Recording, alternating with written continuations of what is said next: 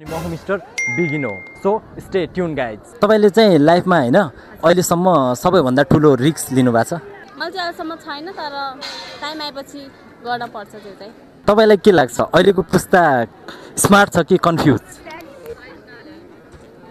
Quite smart, quite confuse.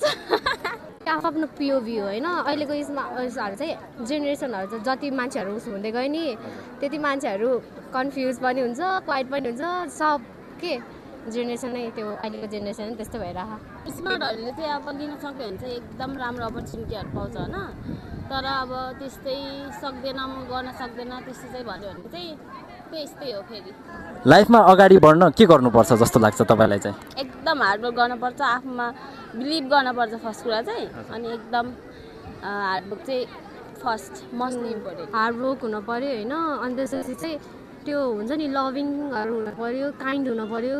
आफू kind भयो भने अरूले पनि काइन्ड गर्छ नि त, त्यस्तै।